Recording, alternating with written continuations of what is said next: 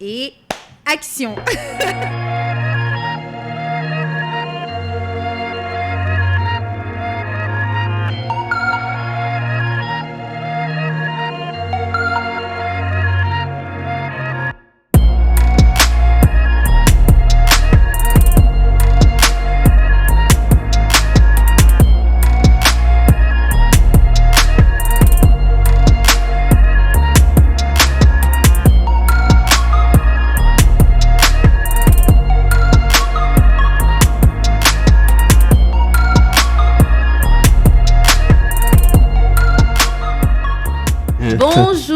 Bonjour tout le monde, moi c'est Tati, comme vous le savez déjà, je suis en compagnie de mon baume préféré, Will. Bonjour Will. Bonjour Tati. Bienvenue à ce nouvel épisode de l'émission, votre émission Home que vous suivez déjà depuis un moment. Nous travaillons toujours pour vous apporter pas mal de thèmes comme ça et tout, et puis on espère que ça vous plaît et que cela vous fera toujours réagir comme d'habitude. On va dire bonjour à toute notre équipe qui nous accompagne au quotidien, Franck à la caméra et puis Jessica à la logistique. Non, et puis le make-up. Voilà. Elle a la beauté. Donc, ouais, bonjour à tout le monde et puis on va vous souhaiter un agréable dimanche. On espère que le thème qu'on aura choisi aujourd'hui vous parlera comme il nous parle à nous et qu'il vous fera réagir. Will. Ouais, ça c'est du cuir. Il y a du cuir. Oui, la bande noire, c'est du cuir. On a du cuir, on a du wooden. Ouais.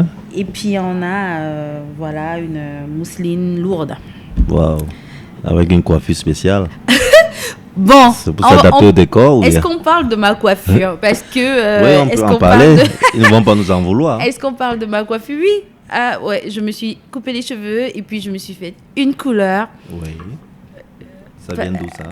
Ben, je sais pas, peut-être une petite crise comme ça, parce que moi, des fois, j'ai mes phases et mes crises. Ah. Donc, j'en avais... Une crise? Une crise de la... Non, de rien. Détends-toi. Aujourd'hui, c'est un thème toujours autour de l'entrepreneuriat, comme il est de notre habitude de toucher un peu à tout. D'accord. J'aimerais quand même, avant d'aborder le thème, rappeler à ceux qui nous suivent de partager, enfin d'interagir, avec nous sur nos différentes pages en laissant des suggestions de thèmes ou alors des précisions sur des thèmes abordés parce que comme on le dit toujours, on ne peut pas tout dire. Oui. On ne peut pas tout dire. Donc, merci de toujours nous suivre sur nos différentes pages, Facebook, Twitter, Instagram, Snapchat, Google Podcast, YouTube principalement. Oui, ils nous regardent sur YouTube là. Voilà, principalement YouTube et puis de partager avec votre entourage. Super, magnifique. Bon. Ouais, mon. Aujourd'hui, on parlera... Moi, j'aime bien aborder les thèmes sur l'entrepreneuriat avec toi, comme ça, parce que je sais qu'à 70%, j'aurai quand même des éléments de réponse. J'espère bien. Voilà, donc, parce que on va toujours le rappeler, c'est un peu, on va dire, ton rayon d'action au quotidien. Oui, donc, l'accompagnement des entrepreneurs, oui. Exactement. Donc, vraiment, pour le coup, aujourd'hui, on parlera d'un mode de financement. D'un mode de financement qui est très commun. Voilà, mais après, il faudra qu'on comprenne un peu comment tout ça se gère. On parlera du love money. Ah, ok. Tu as toujours la même réaction. Oui, mais c'est bien. Voilà, on parlera... Je sais qu'on en avait parlé une fois et puis, bon, on avait dit qu'on devait programmer ça. Oui, on parlera du love money aujourd'hui, de comprendre un peu comment ça fonctionne, comment encadrer ce type ou alors ce mode de financement pour ne pas rentrer dans un laxisme ou bien pour ne pas rentrer dans des problèmes et tout ça. Donc, il faut déjà qu'on comprenne c'est quoi le love money. D'abord, avant d'arriver à c'est quoi le love money, Will, si tu veux bien, peut-être pour moi et pour ceux qui nous suivent, nous rappeler un peu les différents modes de financement qui existent en fait pour un entrepreneur qui a envie de se lancer. Où est-ce qu'il peut trouver de l'argent plus clairement? Plus clairement, je pense que les modes de financement varient en fonction de l'évolution du projet. Ok. Voilà. Sur le temps et sur l'implémentation, proprement dit. Donc, tu as en général, ça va crescendo. On quitte du love money. Après les love money, on a ce qu'on appelle parfois les subventions. C'est-à-dire qu'un entrepreneur peut obtenir des subventions soit de son école ou bien soit des programmes. Dans des programmes des organismes publics ou à but non lucratif. Non lucratif, oui. Ensuite, vous faites appel à ce qu'on appelle la finance participative un peu plus élevée à travers les business angels. Les business angels, je crois qu'on en parlera peut-être. On doit en parler. On doit en parler, il faut qu'on explique un peu. Voilà. Donc après les business angels, en général, 2 modes de financement peuvent se faire. Le capital risque. Là, c'est toujours en termes de prise de participation. Je pense qu'on en reparlera aussi. Et puis, le crédit bancaire. D'accord. Voilà, tu vois. Donc, au fur et à mesure que l'entreprise se développe, voilà, il y a plein d'autres mécanismes qui peuvent se mettre en route pour ça. Ouais.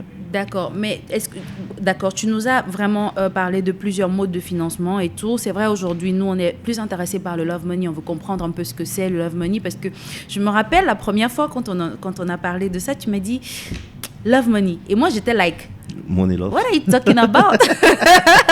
Je ne comprenais pas, pour dire que j'imagine qu'il y a beaucoup de personnes aussi qui ne savent pas que c'est comme ça que ça s'appelle. Et donc, maintenant, de nous dire exactement, toi, qu'est-ce que c'est que le love? Parce que tu as mis ça en première étape, en fait, des démarches en termes de financement en fonction, justement, de l'évolution de l'entreprise. Tu m'as dit, il y a le love money. C'est quoi le love money, s'il te plaît? Bah, écoute, le love money, c'est simplement le financement qu'on obtient à travers nos proches. Ok, nos proches. Oui, nos proches. D'accord. Ceux qui sont proches à nous. Ça peut être des parents. D'accord. Ça peut être des frères. Ça peut être des amis. Ça peut être des amis des amis. Ou bien des amis de nos frères ou des amis de nos parents. Bref, c'est des personnes qui sont plus ou moins dans un cercle proche, soit direct ou indirect. C'est-à-dire, quand je dis indirect, c'est pour dire si c'est l'ami d'un parent, c'est un proche qui n'est pas forcément direct, parce que c'est l'ami d'un parent, d'un proche à moi. Oui, mais après, ça reste toujours... Est-ce qu'il y a quand même que ça reste un particulier, c'est-à-dire que c'est quelqu'un, c'est une personne physique qui a de l'argent?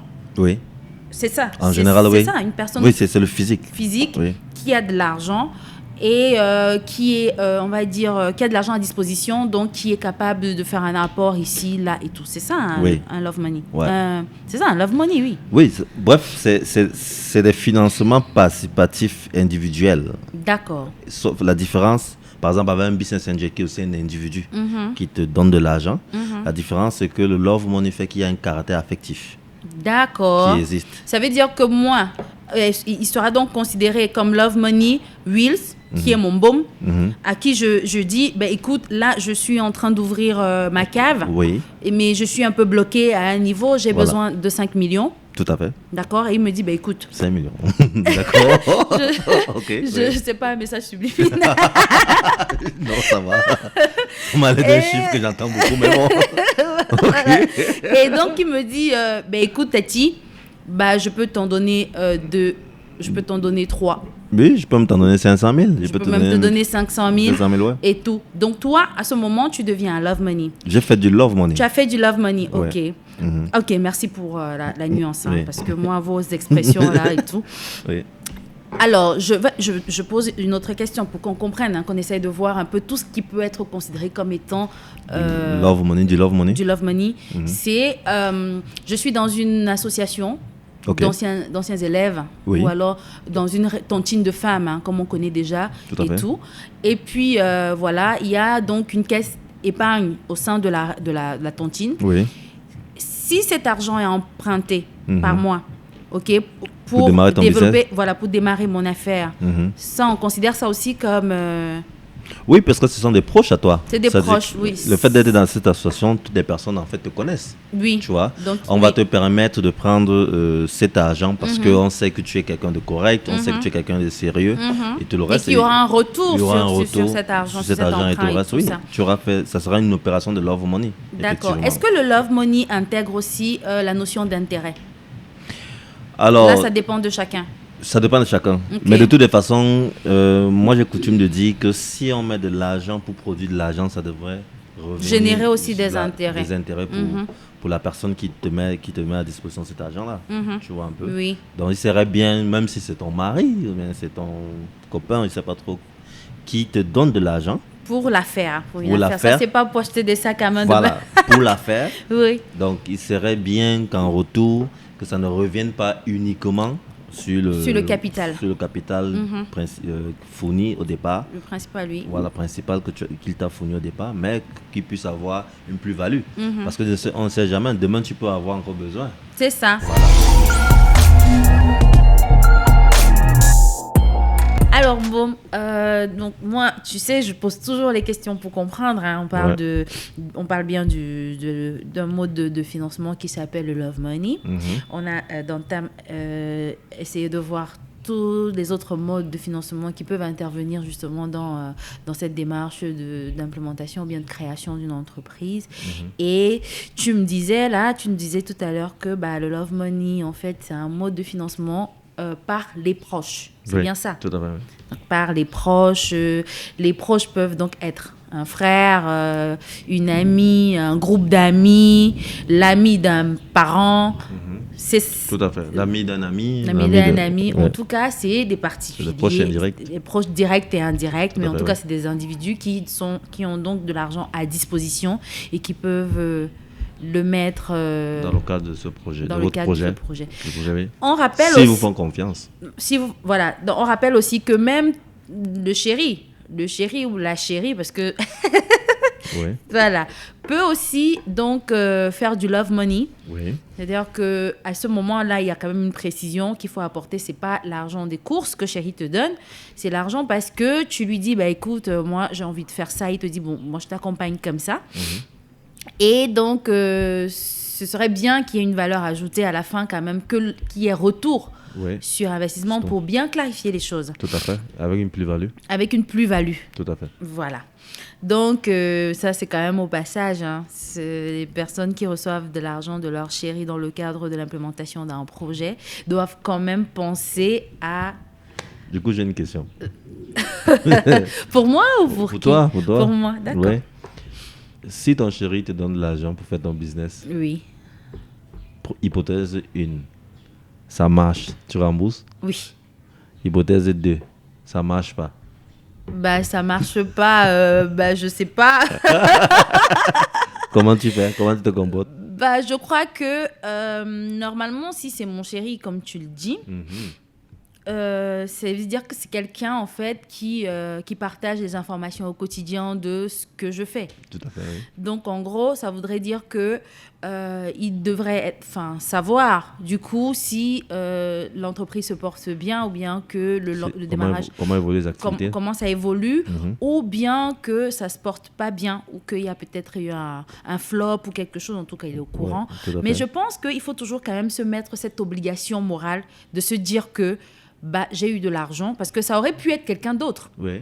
Ça aurait pu être quelqu'un d'autre que la personne ne comprendrait pas forcément, que je lui dise que voilà, ça n'a pas marché, donc je ne peux pas te rembourser ton argent. Tout à fait. Tu vois, donc il faut toujours, moi, c'est mon point de vue, il faut toujours se mettre quand même une petite obligation morale de se dire que cet argent...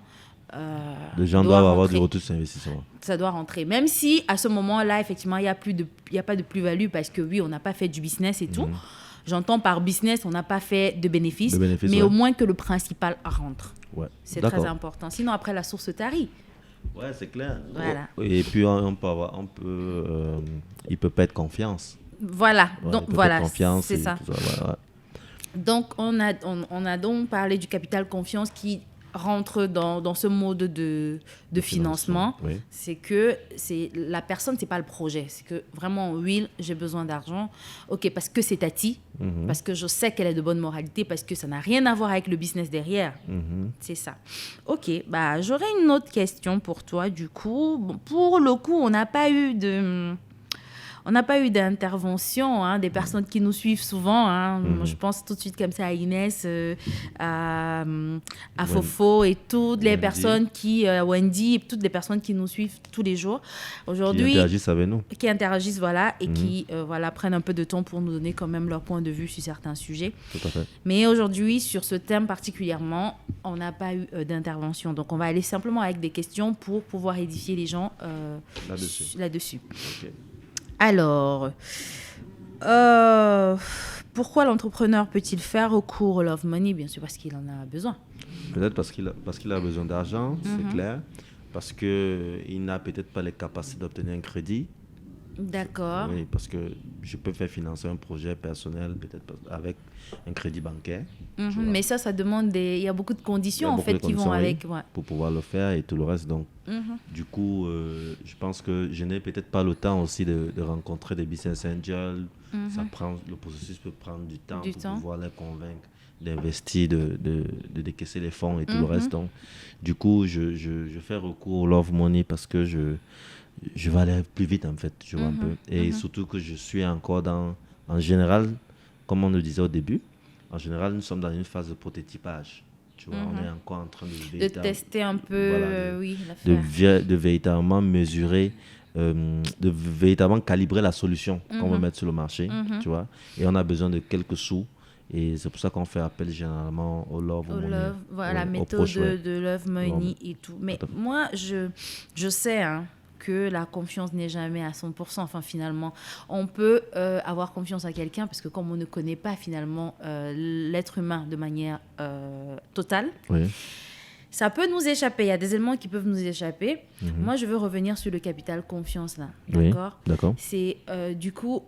Comment est-ce qu'on encadre? Parce qu'à partir du moment où il y a de l'argent en jeu, c'est pas parce que c'est mon frère, c'est pas parce que c'est mon ami qui me donne de l'argent que ça va être comme ça, comme de la philanthropie ou je sais pas trop comment mettre ça. Comment est-ce qu'on encadre ce type de contrat? De collaboration. De collaboration, voilà. Ah, ok.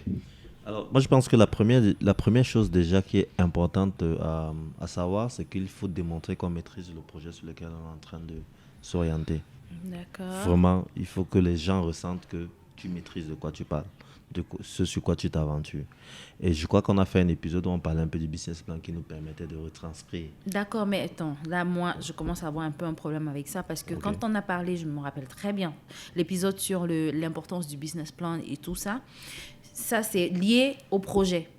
Tout à l'heure, tu me disais que la méthode de Love Money, en réalité, ne porte pas forcément sur le projet, mais sur la personne. Donc, je dis en priorité sur la personne. Ok, d'accord. En priorité sur la personne. Après, c'est sur un projet, en fait. C'est-à-dire que si je te donne de l'argent, c'est parce que tu veux réaliser un projet. Je ne te donne pas pour que tu ailles t'amuser ou bien faire autre chose. Voilà. Je te donne ça et il faut que j'ai le sentiment que tu utilises ça aux fins qui ont été... Et que tu maîtrises le sujet. D'accord. Donc, Will, j'ai un projet, je te vois et je te dis, écoute, j'ai besoin de sous parce que voilà, je suis et tout.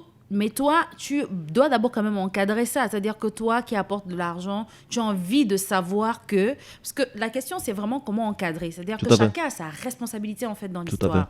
Toi qui donnes de l'argent, tu dois te rassurer que l'argent est utilisé justement pour ceux qui avaient été définis au départ. Parce que si tu me donnes de l'argent et que tu ne te rassures pas, en réalité, je suis libre de faire ce que... Non, cette assurance dont tu fais allusion, on a déjà finalisé l'opération. C'est-à-dire que j'ai déjà pris la décision de te donner de l'argent et j'ai donné l'argent.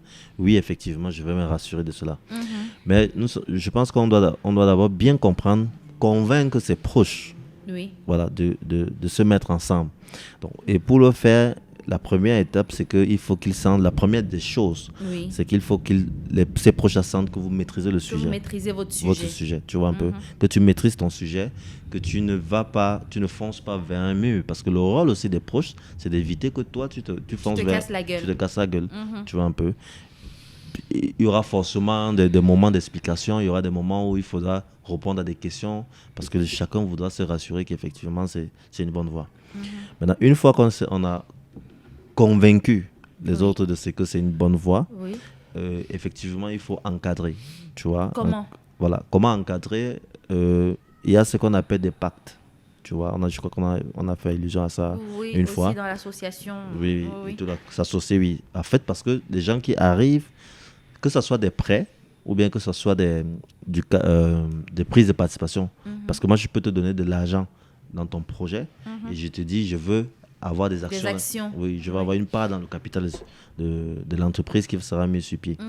Donc, dans ce cas-là, il faut aussi insister sur le pacte. Parce que c'est le pacte, ils deviennent associés en ce moment-là et ça revient à tous les mécanismes dont on a fait cas lorsqu'il s'agissait de s'associer. De s'associer, oui. Donc, il faut mettre sur pied le pacte qui doit clairement dire quel est le rôle de chacun au sein de cette aventure qui est en train de démarrer, au-delà de l'argent que j'ai mis ou bien des fonds que j'ai mis à disposition dans le projet. Mais toujours est-il qu'il faut vraiment prendre un peu de temps pour encadrer. Ce n'est pas méchant que quelqu'un qui te donne de l'argent, qu'il soit ton ami, ton frère ou quoi, oui. qui te demande quand même qui est ce pacte dont tu parles, qui est peut-être formalisé et tout, pour qu'il se rassure quand même que vous n'aurez pas de problème. Parce qu'on sait très bien chez nous ce qui divise les hommes, l'argent et les femmes. L'argent et les femmes, ouais. Voilà. Je ne sais pas pourquoi on dit les femmes, mais bon. Bon, écoute. Mais en tout cas, il y a l'argent et c'est ça qui nous intéresse aujourd'hui. Oui. Donc, il ne faut pas que ça ressemble à un cas ou à un problème que ton ami te dise que, bah, écoute, pour mon argent, voilà, je préfère... qu'on signe quelque chose. Qu'on signe quelque chose, oui. C'est légitime. De formel, voilà c'est légitime. Donc, ça peut être soit, si c'est un crédit, qu'il y ait un engagement formel, tu vois. Parce que je peux te donner de l'argent, que ce soit un simple crédit. Tu vois, peut-être qu'il faut qu'on ait un engagement formel et puis ça met aussi toi le porteur de projet la pression quand même de revenir parce que des fois tu peux rentrer dans un laxisme en te disant que bon, comme c'est mon frère, ça va, on n'est pas pressé. Tout à fait. C'est ça. Mais maintenant, est-ce qu'il y a un maximum, un montant max de dans ce mode de financement, est-ce qu'il y a un montant max ou bien est-ce que ça dépend forcément de la disponibilité des fonds de l'autre ou bien du besoin? Ça dépend du projet et de deux, ça dépend de votre entourage. Oui, si vous avez un entourage qui est capable de vous donner 10 millions, 100 millions, tant mieux pour vous. Si vous avez, est-ce que le projet a besoin de ces 100 millions et tout le reste, donc ça va. Est-ce qu'il y a une législation qui encadre? Moi, je pense pas. Peut-être qu'on va vérifier et donner la précision dans les commentaires et tout le reste. Mais après, si vous avez aussi des informations par rapport à ça, pour édifier un peu sur le sujet, ce serait bien. Voilà. Donc pour moi, on ne peut pas tout de suite là se fermer et dire il y a un montant maximum qu'on peut demander dans une opération de Love Money. Ça dépendra des capacités et du besoin du projet. Oui, mais je vais peut-être revenir sur quelque chose qu'on s'est déjà dit dans un épisode passé, quand on parlait, je crois, de l'association ou quelque chose comme ça. Oui. C'est de dire que moi, j'aime toujours que la personne qui porte son projet vraiment se bouge un peu. C'est-à-dire que tu ne peux pas avoir besoin pour ton projet, je dis n'importe quoi, de 2 millions et tu attends que ce soit des gens qui te donnent les 2 millions en fait. Il faut quand même montrer une implication financière. Financière, personnelle. Oui, personnelle. Mais ça dépend. Tu peux avoir un jeune étudiant qui n'a peut-être pas eu une épargne, mais qui a une très belle idée. Tu vois un peu. C'est pour ça que le Love Money, en fait, permet de donner une certaine solidité avant qu'il n'arrive auprès des vrais investisseurs. Parce que ceux qui sont venus là, comme je dis, c'est vraiment l'affectif. D'accord. Parce qu'ils veulent te voir réaliser quelque chose qui te passionne, ils veulent te voir trouver une activité qui va te permettre de créer des revenus, peut-être pour toi-même, et ils mettent ça à ta disposition. Donc, ils seront un peu plus tolérants que des investisseurs avertis. Tu vois un peu. Donc, ce capital-là qui a été généré grâce à cette affection que les gens ont porté, tes proches ont porté pour toi, va te permettre de pouvoir maintenant défendre le projet auprès des vrais investisseurs qui, eux, seront formels très, très généralement et exiger que toi, tu as ta propre contribution pour pouvoir pour qu'ils puissent mettre leur fonds à eux. D'accord. Donc, ça veut dire qu'on peut compter ça un peu parce que moi, j'allais te demander du coup, c'est quoi les avantages d'opter pour cette méthode de financement. Mais on va dire qu'effectivement, tu n'as pas forcément besoin d'aller sur des garanties tout de suite. Tout à fait. Tu as juste besoin de ton pacte et de ta bonne foi. Ta bonne foi. Voilà. Voilà, et tout le reste. D'accord. Ok. Mais c'est quoi quoi l'inconvénient en fait? Parce que les avantages, ça va. Ouais, c'est quoi le gros... En fait, le gros inconvénient, parfois, c'est que quand le projet est mal expliqué ou bien la relation est mal définie ou bien n'est pas claire, tu vois, ça peut détruire les relations humaines. C'est ça. Voilà, ça, c'est le principal inconvénient du Love Money. Parce que ça peut vraiment détruire. Si c'est un ami, moi, je connais des gens qui ont eu des projets où l'un mettait des fonds parce que c'est son ami, parce que c'est son camarade de classe, et aujourd'hui ne se parlent même plus. Ne se parlent même plus. Tu vois, parce c'est que... ça le problème avec voilà, cette affaire de Love Money là. Voilà, et il faut clairement que toutes les parties connaissent, soient au courant des risques qu'il y a sur l'activité qu'on est en train de vouloir lancer. Et donc, du coup, quand ça survient, au moins on avait été averti.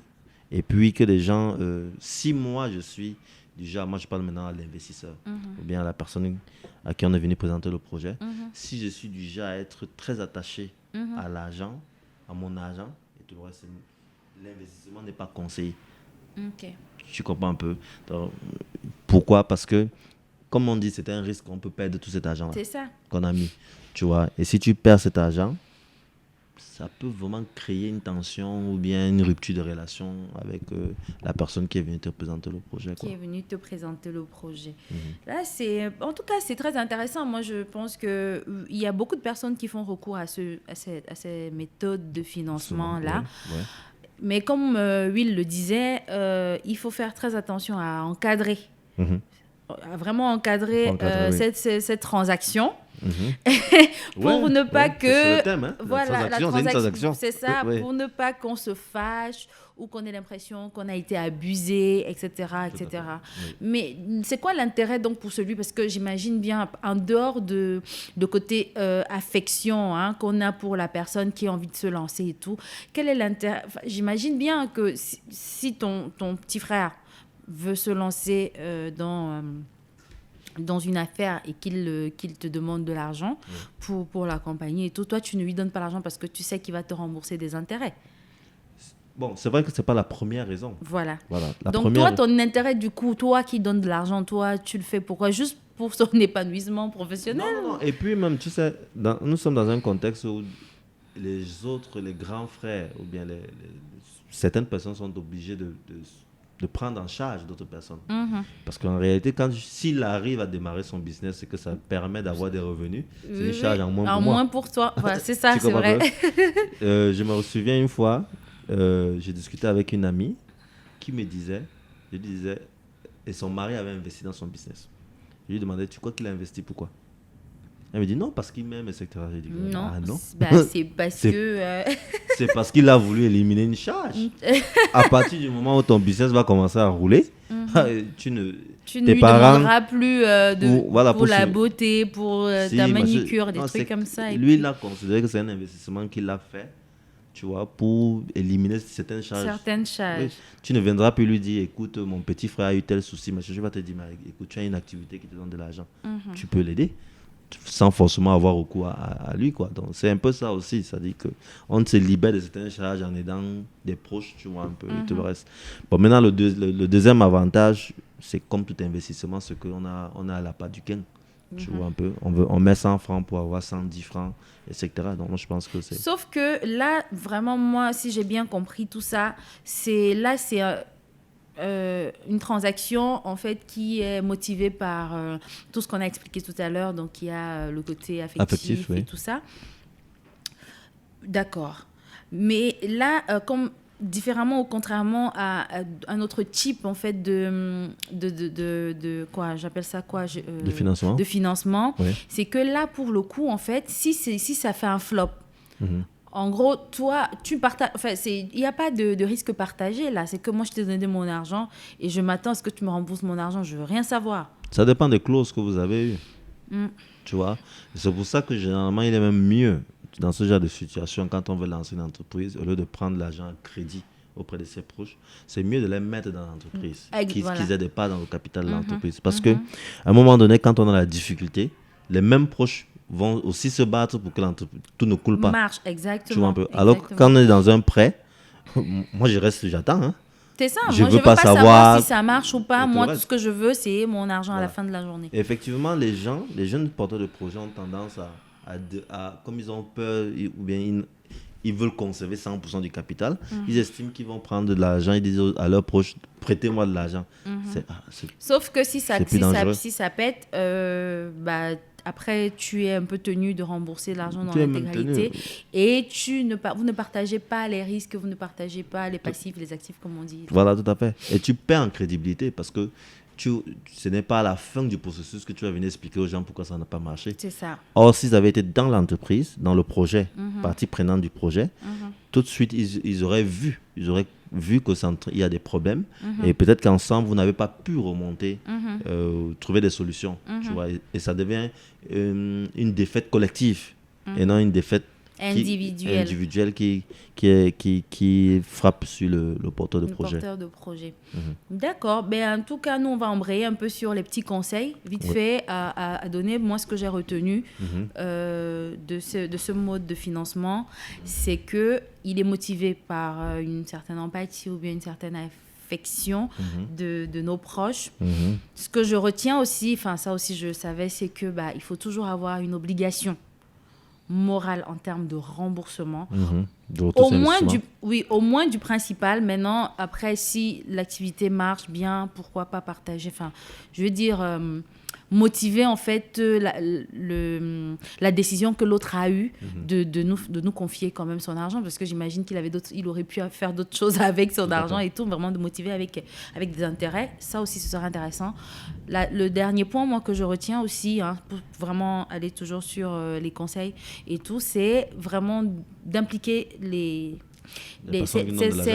ces personnes-là et de les compter dans l'entreprise. Sinon, ça nous permet effectivement de, comme tu disais, de partager un peu les risques et tout, que ce soit pas très lourd. Tout à fait. Alors moi, je vais rajouter deux choses. Vas-y. Si tu permets. C'est de rester transparent. Il faut surtout, parce que c'est l'une des choses qui nous manque, tu vois, un peu dans notre environnement, les entrepreneurs et tout le reste. Il faut rester transparent envers les autres, tu vois. Le deuxième conseil que je veux donner, c'est qu'il faut voir grand dès le départ. Ça veut dire qu'il faut pouvoir expliquer le rêve en termes de financement du projet. Faire savoir aux autres qu'aujourd'hui, peut-être qu'on va démarrer, on va collecter ensemble 10 millions, mais il va arriver un moment donné où l'entreprise va demander beaucoup plus d'argent, tu vois, et qu'on pourrait faire appel à des investisseurs extérieurs, tu vois un peu, et que chacun soit préparé à cela. Parce que ce n'est pas au moment où on est sur les faits accomplis qu'on va imposer aux autres le fait que d'autres investisseurs ça peut ne pas leur convenir et tout. Voilà, et tout le reste. Donc, il faut dès la base faire savoir que voilà où nous allons. Nous prenons les moyens de démarrage, bien de mise en œuvre du prototypage. Et après, on aura besoin de fonds supplémentaires pour pouvoir véritablement conquérir le marché. C'est ça. Et on va faire appel à d'autres investisseurs, que tout le monde le sache et tout le monde soit prêt à cela. C'est ça. Voilà. Nous venons d'aborder donc la question, on va dire le sujet du Love Money. Le Love Money qui est donc un modèle ou une méthode de financement par les proches et par les personnes qui nous entourent et tout. J'espère que ce sujet vous a édifié d'une certaine manière. En tout cas, moi, en ce qui me concerne, j'ai pris quelques petites notes. Super. J'étais très contente d'être avec toi aujourd'hui, Will. Pareil. D'accord. Et on vous invite toujours à nous suivre, bien évidemment. Ce sera Harmboom, comme vous le savez déjà, sur les différentes pages. Will. Ouais, Facebook, Twitter. C'est Twitter déjà, oui. Oui, Twitter, Instagram, YouTube, Google Podcast, sur lequel on regarde, Snapchat et puis TikTok. Ah oui, TikTok. Ne manquez pas les temps forts de nos émissions. Après, pour l'intégralité, effectivement, comme vous le savez, c'est YouTube. Super. Bon. On va remercier On va, comme d'habitude, Franck qui est génial, Jessica qui est adorable, Will qui a une belle tenue africaine aujourd'hui. Ah oui. Et puis, bien sûr, toujours. Moi, je te regarde bien, hein, faut pas croire. D'accord, tu vas nous expliquer peut-être une autre fois. D'accord. Ok, merci et à très bientôt. N'oubliez pas de nous laisser des commentaires, n'oubliez pas de nous laisser des suggestions de thèmes et puis des questions si vous avez d'autres partager aussi. Mais de partager surtout avec les personnes qui vous entourent. Merci et puis à bientôt. Ouais, bon. Check. Super.